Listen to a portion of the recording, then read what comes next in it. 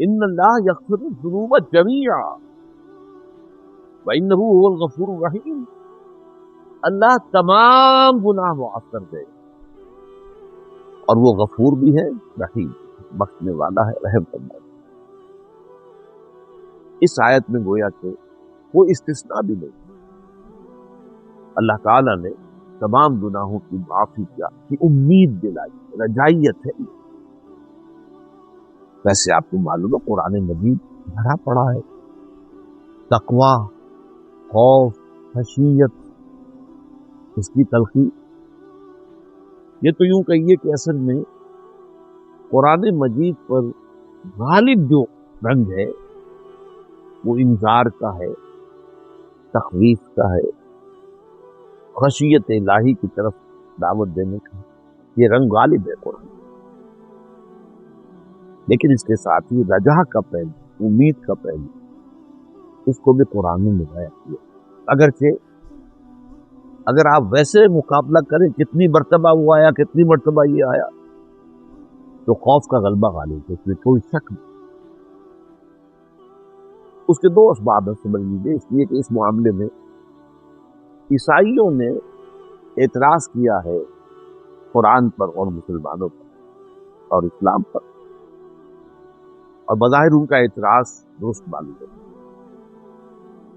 کہ قرآن مجید میں اور اسلام میں اللہ کے خوف پر زیادہ زور، جبکہ انجیل میں حضرت عیسیٰ کی تعلیم میں اللہ کی محبت کا زیادہ ہے۔ میں نے کہا یہ بات بہت حد تک صحیح ہے، اگرچہ حضرت عیسیٰ علیہ السلام کی تقاریر اور خطبات اور مواعظ میں وہ خوف کا رنگ بھی بہت ہے، انذار کا رنگ بھی بہت ہے، لیکن غالب ہے۔ اسلام میں یہ کیوں ہے، قرآن میں ایسا کیوں ہے؟ اس میں دو اسباب۔ پہلا سبب تو یہ ہے کہ قرآن جس ماحول میں نازل ہو رہا تھا، ظاہر بات ہے کہ اگرچہ ابدی کلام ہے اور اس کی تعلیمات ابدی ہیں، لیکن پھر بھی نازل تو ایک خاص وقت میں ہوا ہے، ایک خاص علاقے میں ہوا ہے، ایک خاص قوم اس کی مخاطب اول تھی،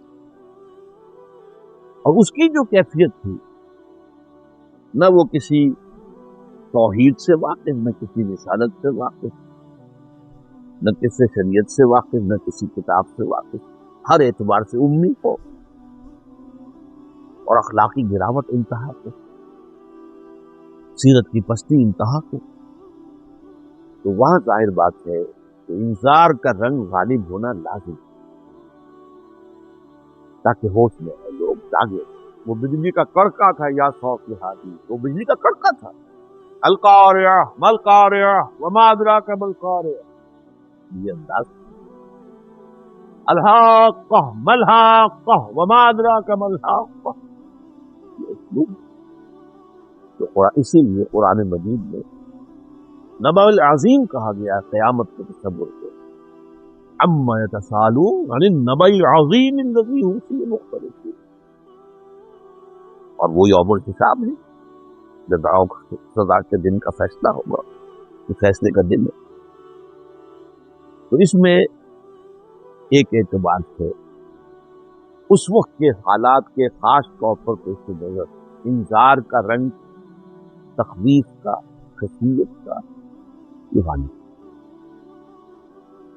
نمبر دو یہ کہ محمد کے رمز آشنا کم ہے، عوام کی اکثریت جو ہے وہ کسی کے برے نتیجے کے پیش نظر تو کسی کام سے باز آ سکتی ہے، محبت شاعری بن جاتی ہے، عشق خداوندی کے دعوے ہو گئے، عمل دیکھ کے تو ذیل ہو رہے، عشق رسول کے دعوے، نعتوں میں زمین و آسمان کے کلابے ملائے جا رہے ہیں، عمل دیکھے تو ذیل ہو۔ اس پہلو سے یہ جو رجائیت کا پہلو ہے، اس کے غلط رخ پر مڑ جانے کے امکانات کیا ہیں، اور عوام الناس کے اندر زیادہ سے جو ضروری ہے، وَأَمَّا مَنْ خَافَ مَقَامَ رَبِّهِ وَنَهَى النَّفْسَ عَنِ الْهَوَىٰ، وہ لوگ یا وہ شخص جو اپنے رب کے حضور میں کھڑے ہونے سے ڈرتا رہا، کانپتا رہا، لرزتا رہا، ایک دن آنا ہے جو اپنے رب کے حضور میں من خاف مقام رب، اور اس کے نتیجے میں اس نے اپنے نفس کو خواہشات سے روکے رکھا، اس کی گھوڑے کی منہ زور گھوڑے کی لگام کھینچ کر۔ تو ان دو وجوہات سے اس میں کوئی شک نہیں کہ قرآن مجید میں تخویف اور تقوی اور خشیت اس کا رنگ غالب ہے۔ البتہ یہ کہ محبت کا پہلو جو موجود ہے، والذین آمنوا اشد حبا للہ، محبت اللہ کی، اللہ کے رسول سے، اس کے راہ میں جہاد کر دی، یہ محبت ہے، زبانی کلامی محبت نہیں، اس کی نفی کر دی گئی۔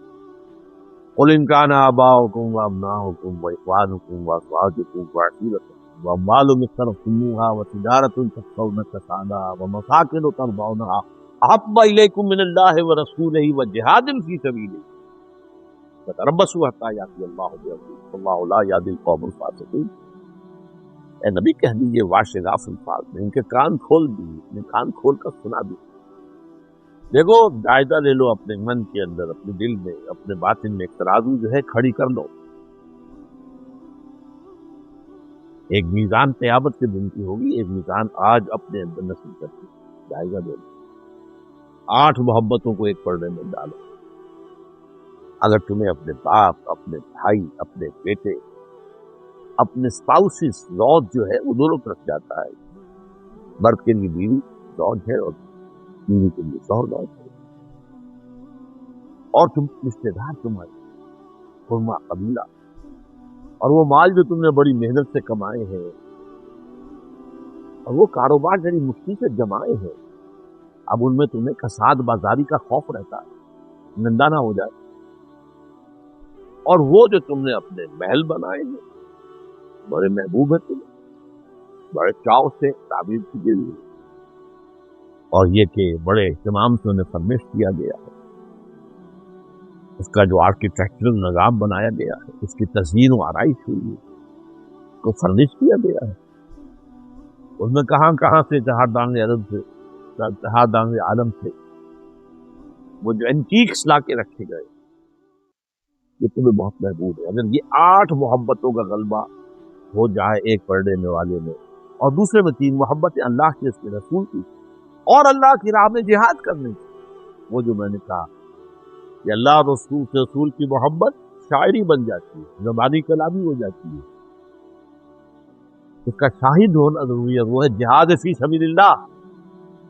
اگر اللہ کے دین کو غلبے کرنے کی جد و جہد ہے تو اللہ کی محبت اور رسول کی محبت کا ثبوت ہے، ورنہ نہیں۔ تم باطل کے غلبے پر راضی ہو بیٹھے ہو، اگر آپ باطل کے غلبے کے تحت تقوی اس کی امید کیے بیٹھے ہیں بغیر اس کے کہ اس کے خلاف جد و جہد ہو رہی ہے، تو یہ سیلف ڈسپشن ہے، اپنے آپ کو دھوکہ دینا۔ یخادعون اللہ وما یخدعون الا انفسهم، یہ دھوکہ دینا چاہتے ہیں اللہ کو، والذین آمنوا اور اہل ایمان کو، حالانکہ نہیں دھوکہ دے رہا ہے مگر صرف اپنے آپ۔ اس لیے میں نے کہا کہ قرآن پر اس میں کوئی شک نہیں ہے کہ تخویف اور تقوی اور انذار کرنا، البتہ محبت ہے، اس کی بات نہیں۔ اب آج کی جو حدیث ہے یہ رجائیت کا جو پہلو ہے، آپ کو معلوم ہے انسانوں کے اندر بھی کچھ قنوطی قسم کے ہوتے ہیں، یاسیت پسند، پیسیمسٹک مزاج کے ہوتے ہیں، جیسے میں نے آپ کو بتایا انٹروورٹس اور ایکسٹروورٹس سائیکالوجی کی اصطلاحات ہیں، یہ مزاج انسان، ایک پیسیمسٹ ہوتے ہیں اور ایک رجائیت پسند ہوتے ہیں، آپٹیمسٹ۔ یہ مزاجوں کا تھوڑا سا میلان کا فرق ہونا یہ صحیح، ان دونوں کے درمیان عدل لے آنا، جیسے انٹروورٹس اور ایکسٹروورٹس کے درمیان ایمبی ورڈ کے اوپر قائم ہو جانا، یہ بہت معال، بہت کچھ ہے، اور میں نے بتایا ہے کہ کامل ایمبی ورڈ جس کو اس مقام پر پورا تمکن حاصل ہے، وہ پوری نوع انسانی میں صرف ایک ہے، اب وہ ذات محمد صلی اللہ علیہ وسلم۔ اسی طرح اس معاملے کے اندر بھی بین الخوف والرجاء، یہ اصطلاح ہمارے یہاں بہت ہوتی ہے، خوف بھی رہے امید بھی رہے، خوف بھی ہو امید بھی۔ اس میں جو کلائمیکس کا قول ہے وہ ہے کہ جو حضرت ابو بکر رضی اللہ تعالیٰ عنہ سے منقول ہے، میں اس کی سند وغیرہ سب بھی آپ کو بتا سکتا ہوں، لیکن مشہور قول ہے، آپ سے منقول ہے، آپ سے منسوب، اور یہ انتہا ہے، کلائمیکس۔ وہ کہتے ہیں کہ اگر مجھے یہ بتا دیا جائے کہ تمام انسان جنت میں جائیں گے سوائے ایک کے، صرف ایک دوزخ میں جائے گا، تو مجھے خطرہ ہوگا شاید وہ ایک نہیں۔ اور اگر بتا دیا جائے کہ تمام انسان دوزخ میں جائیں گے سوائے ایک کے، جنت میں جانے والا ایک ہی ہوگا، تو مجھے پھر بھی امید ہوگی کہ شاید وہ ایک نہیں ہے۔ یہ کلائمیکس ہے جو میں نے آپ سے کیا ہے، اس درجے تک یہ کیفیت اور وہ برقرار رہے، اس پر انسان جو ہے اس پر مستقیم ہو جائے۔ یہ مشکلات تو ہے، لیکن یہ اس کی کوشش بہرحال کی جانی چاہیے۔ اب رجا کا لفظ جو قرآن مجید میں آیا بار بار، ایک تو آیا اس اعتبار سے رجا اللہ کی، اور رجا قیامت، قیامت کی بھی رجا، خوف نہیں، حالانکہ قیامت کا معاملہ تو زیادہ خوف آور ہے، خوف پیدا کرنے، اما من خاف مقام ربہ، لیکن قرآن مجید میں رجا میں بریکٹ کیا گیا ہے۔ چنانچہ سورہ احزاب کی مشہور آیت ہے، لقد کان لکم فی رسول اللہ اسوۃ حسنۃ لمن کان یرجو اللہ والیوم الآخر وذکر اللہ کثیرا۔ اے مسلمانوں، تمہارے لیے اللہ کے رسول صلی اللہ علیہ وسلم کی شخصیت مبارکہ میں ایک بہت عمدہ، کامل، معتدل، متناسب ہر اعتبار سے نمونہ موجود ہے، لیکن یہ نمونہ اپنی جگہ مکمل ہے، اس سے استفادے کی شرائط من کان یرجو اللہ والیوم الآخر، استفادہ وہی کر سکے گا جو اللہ کا امیدوار، یعنی مراد آگے میں بتاؤں گا، مراد اللہ سے ملاقات کا امیدوار، اللہ سے رحمت کا امیدوار، اور آخرت اس کے اندر بھی امید کا پہلو ہے۔ وہ کیوں ہے؟ یہ ذرا نوٹ کیجیے، جہاں بدکاروں کے لیے یہ ڈرنے کی جگہ ہے، نیکوکاروں کے لیے یہ مقام جو ہوگا یہ تو بڑی بشارت کا ہوگا، خوشی کا ہوگا۔ وَيَنْقَلِبُ إِلَىٰ أَهْلِهِ مَسْرُورًا، سورہ انشقاق کی آیت ہے، بڑی اہم۔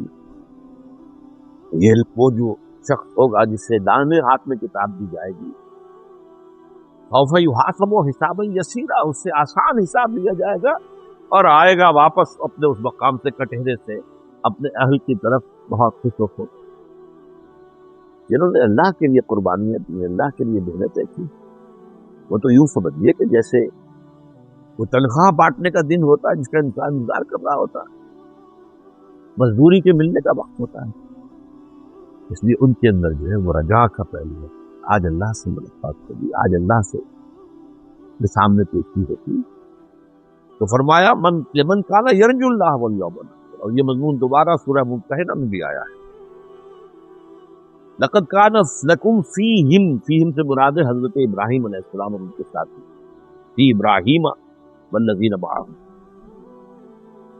ان پہ اسوہ حسنہ ہے تمہارے لیے۔ وہاں پھر فرمایا من کان یرجو لقاء، من کان یرجو اللہ والیوم الآخر، جو امیدوار ہے اللہ سے ملاقات کا اور یہ امید کرتا ہے۔ کہیں فرمایا گیا ہے قل انما انا بشر مثلکم یوحی الی انما الہکم الہ واحد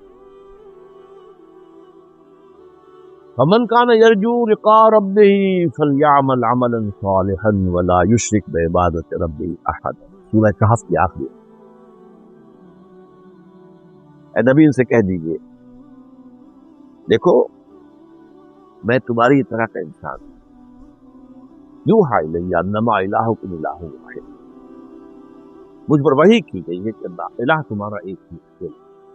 فمن کان یرجو اللہ، تو جو کوئی بھی اللہ کا امیدوار ہے ومن کان یرجو لقاء ربہ، اللہ سے اپنی ملاقات کا امیدوار ہے، فلیعمل عملا صالحا ولا یشرک بربہ احد، اب اسے عمل کرنے چاہیے نیک اور اپنے رب کے ساتھ کسی کو شریک نہیں کرے۔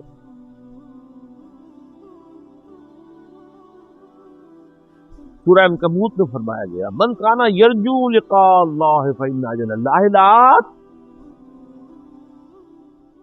جو کوئی بھی اللہ سے ملاقات کا امیدوار ہے وہ مطمئن رہے، ریسٹ ایشورڈ کہ اللہ کی ملاقات کا وقت آ کر رہے گا۔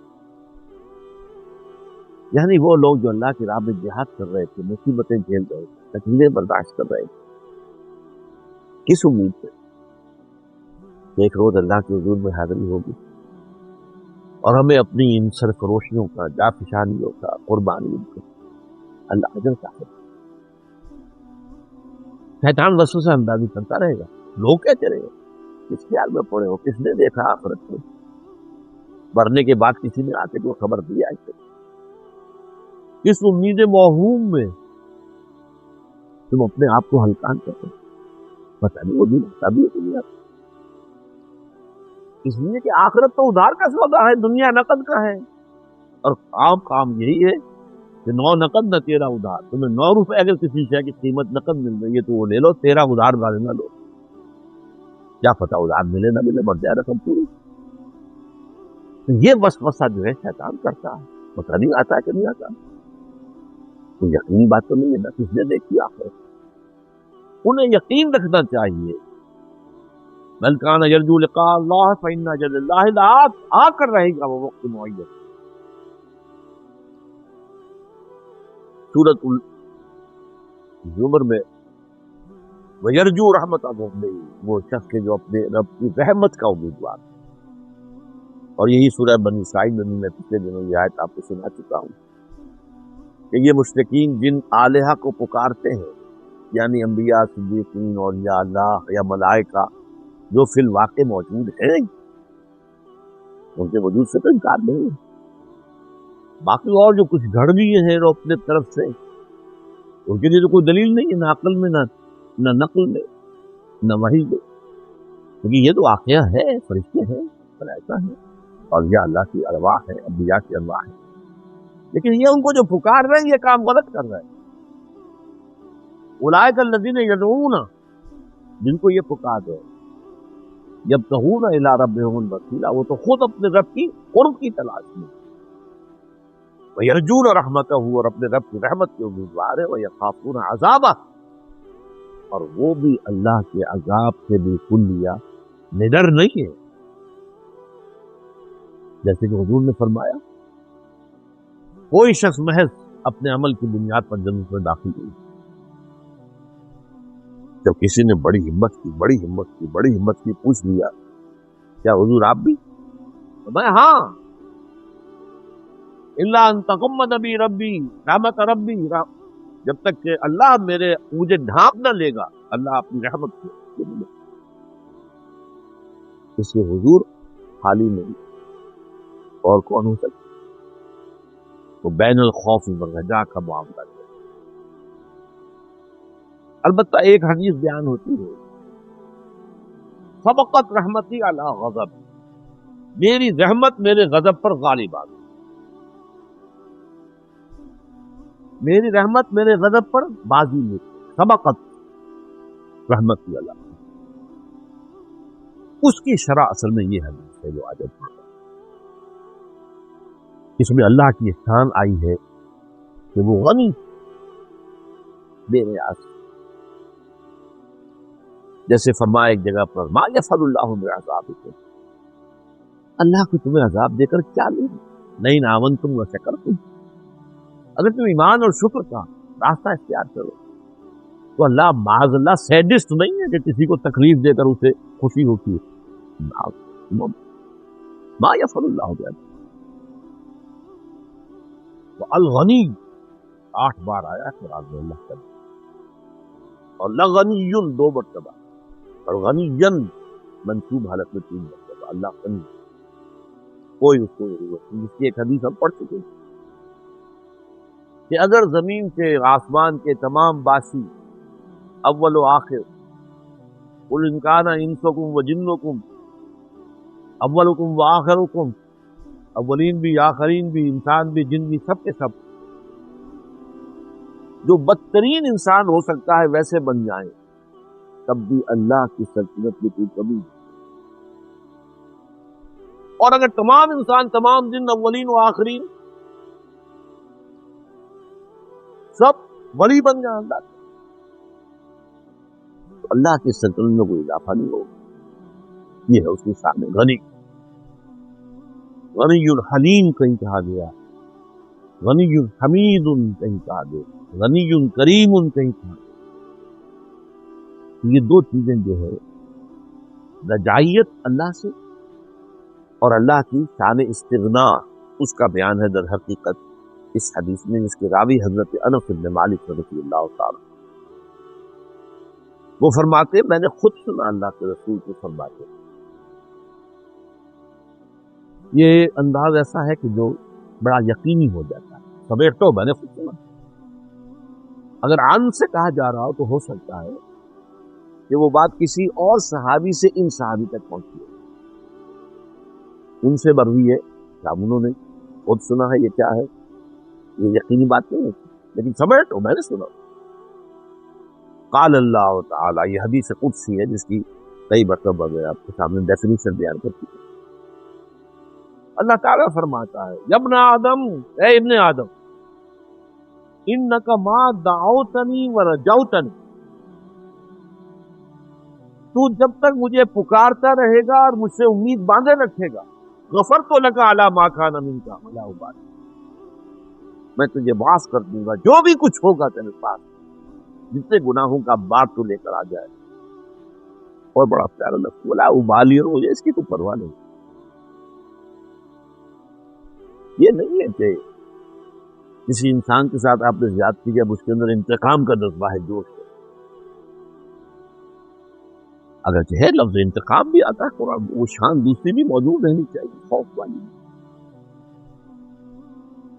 اس اعتبار سے لیکن یہ کہ جو رجا کا پہلو غالب ہے، انکا ما دعوتنی، دو شرطیں، جب پہ مجھے پکارتے رہو، مجھ سے دعائیں کرتے رہو، مجھ سے استغفار کرتے رہو، میری مغفرت طلب کرتے رہو، ورجوتنی، مجھ سے امید رکھو گے کہ اللہ تعالیٰ رحیم ہے، اللہ تعالیٰ غفور ہے، اللہ کی شان غفاری، رحمتی وسعت کل شیء، میری رحمت نے ہر شے کا احاطہ کیا ہے، جو میں سنا چکا ہوں، سبقت رحمتی علی غضبی، رحمتی وسعت کل شیء، میری رحمت کو ہر شے کا احاطہ کیے ہوئے، تو جب تک مجھے پکارتے رہو گے اور مجھ سے امیدوار رہو گے، غفرت لک علی ما کان منک، تو جو بھی کچھ تجھ میں سے ہوگا، جو خرابیاں، جو برائیاں، جو گناہ، میں تجھے معاف کر دوں گا،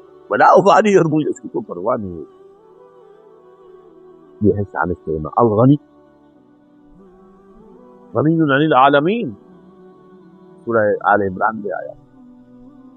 جو حج کی استطاعت رکھنے کے باوجود نہ حج کرے تو گویا کہ وہ اس طرح کا کفر کر رہا ہے، اور اللہ تعالیٰ غنی ہے تمام جہاں، اس سے کوئی ضرورت نہیں ہے کہ تم جاؤ ضرور اس کے گھر کا طواف کرو، وہ تو بدلی۔ یا ابن آدم لو بلغت ذنوبک عنان السماء ثم استغفرتنی غفرت لک، اے میرے بندے، اے آدم کے نسل، اے ابن آدم، اگر تیرے گناہ آسمان تک پہنچ جائے، ان کا انبار اتنا ہو کہ آسمانوں کو چھوڑا ہو، اب کہ پھر بھی تم اس سے استغفار کرے گا تو میں تمہیں معاف کر دوں۔ آخری شکل، ابن آدم انک لو اتیتنی بقراب الارض خطایا، اگر تو میرے پاس حاضر ہوگا زمین کے حجم جتنے گناہ لے، ثم لقیتنی، اور پھر تم مجھ سے ملاقات کرے گا، اب آ گیا وہ لفظ استثناء والا، لا تشرک بی، یہ شرط پوری کرتے ہوئے کہ میرے ساتھ شرک میں ملوث ہو.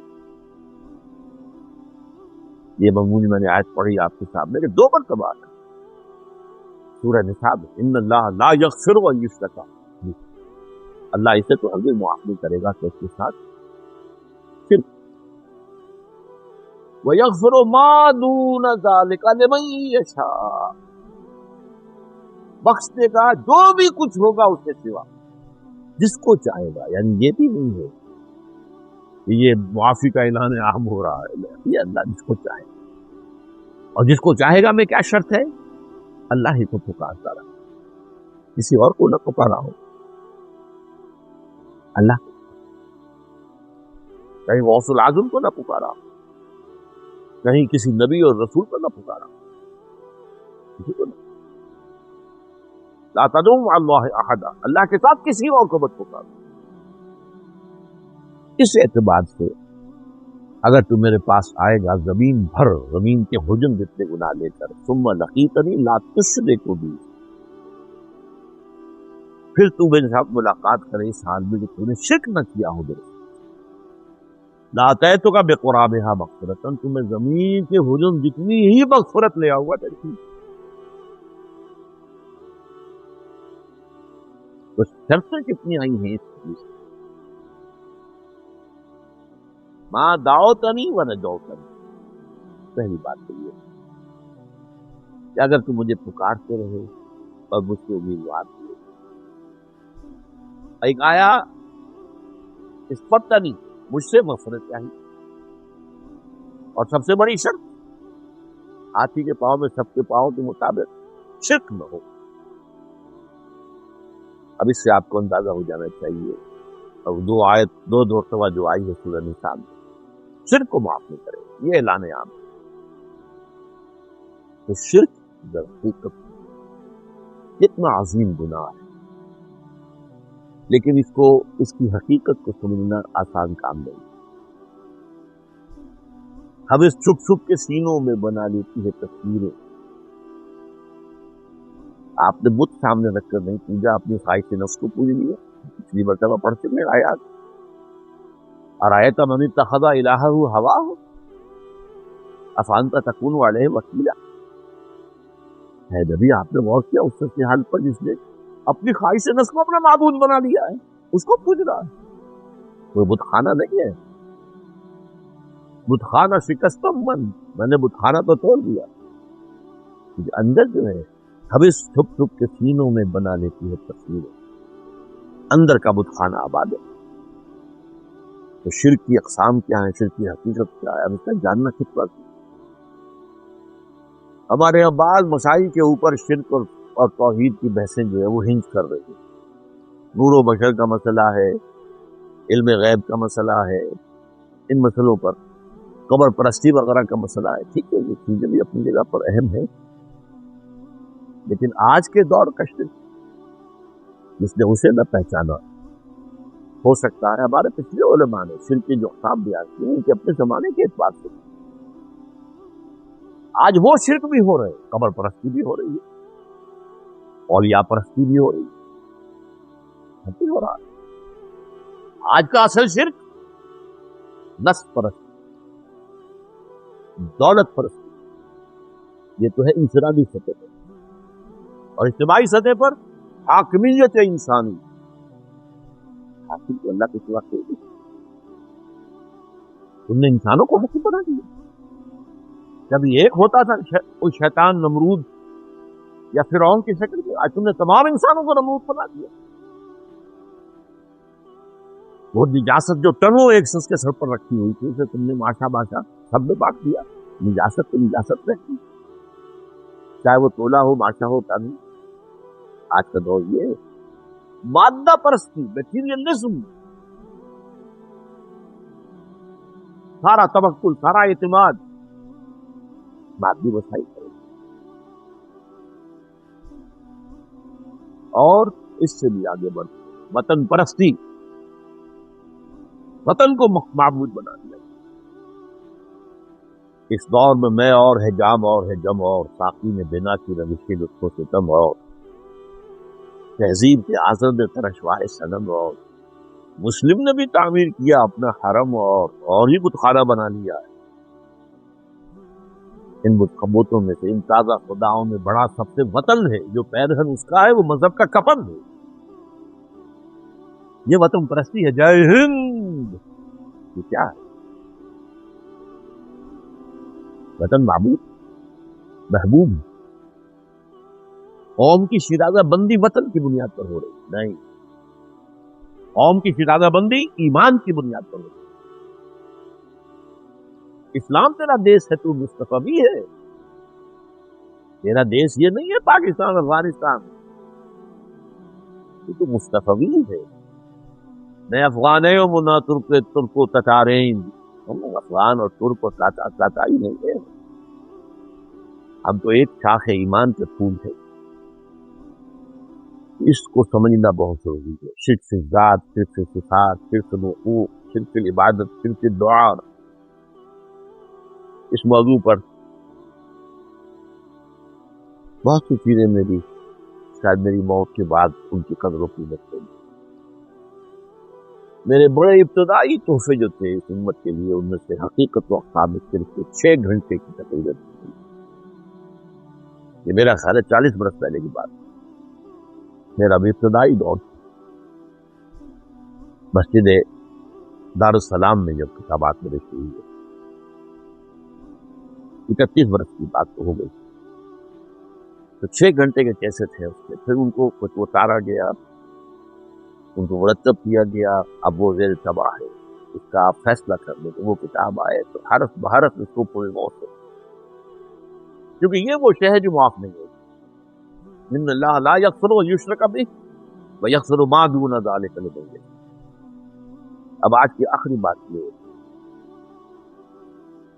یہ جو میں نے کہا کہ رحمتی وسعت کل شیء اللہ کی کا فرمان ہے اور رحمتی سبقت علی غضبی. اس رحمت خداوندی کا سب سے بڑا مظہر کیا؟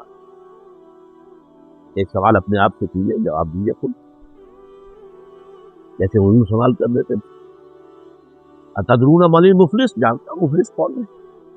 اور صحابہ نے جواب دیا المفلس عندنا من لا درہم له ولا دینار. ہم تو مفلس کو سمجھتے ہیں اس کے بعد درہم و دینار نہیں ہے. آپ نے فرمایا نہیں، میری امت کا مفلس کوئی اور ہوگا. اس کی اس وقت نہیں میں دے رہا تھا، تشریح نہیں کر سکتا. قرآن مجید میں بھی یہ اسلوب ہے. یا ایھا الذین آمنوا هل ادلکم علی تجارۃ تنجیکم من عذاب الیم. کیا میں تمہیں بتاؤں، رہنمائی کروں اس تجارت کی طرف جو تمہیں دردناک عذاب سے چھٹکارا دلانے. اسی طرح اللہ کی رحمت کا سب سے بڑا مظہر کیا؟ اس کا نام ہے توبہ. یہ وہ شے ہے جو کہ عیسائیوں کو اتنی بڑی ٹھوکر دے گئی، اتنی بڑی ٹھوکر کہ حضرت آدم سے جو خطا ہوئی تھی، اب ابن آدم جو بھی دنیا میں آتا ہے اپنے باپ کی اس خطا کی وہاں جو ہے گٹھڑی لے کر آتا. گنہگار انسان بنیادی طور پر گنہگار ہے. اور اس کا ازالہ کیا یہ ہے کہ باطل پر باطل، ظلمات بعضها فوق بعض. اب اس کا تو ایک ہی شکل تھی کہ اللہ نے اپنا صلبی بیٹا بھیجا اور اسے لوگوں کی طرف سے کفارہ بنا کر قربانی کے بکرے کی طرح سولی پر چڑھوا دیا. انا للہ و انا الیہ. نقل کفر کو ورنہ بات. بنیادی غلطی کیا ہے؟ قرآن بتاتا ہے سورہ بقرہ میں 4 رسول میں تو ہوئی تھی لیکن پھر معافی طلب کی. فتلقى آدم من ربه کلمات فتاب علیہ. اب کوئی انسان دنیا میں جو ہے وہ اپنے وہ جد امجد جو ہے آدم علیہ السلام کے گناہ کا بوجھ لے کر. تو توبہ کے موضوع پر اس سے پہلے ہمارے ہاں درس ہو چکے ہیں اور بہت سے حدیث ہیں، بہت احادیث. ایک حدیث کا میں نے بار بار ذکر کیا کہ اپنے بندے کی توبہ سے اللہ کو کتنی خوشی ہوتی ہے، یاد ہو گیا. آج 2 حدیثیں سنانا چاہتا ہوں، وقت کم رہ گیا ہے. حضرت ابو ہریرہ سے روایت مروی ہے اور یہ متفق علیہ نوٹ کی. قال رسول اللہ صلی اللہ علیہ وسلم ان عبدا اذنب ذنبا فقال رب اذنبت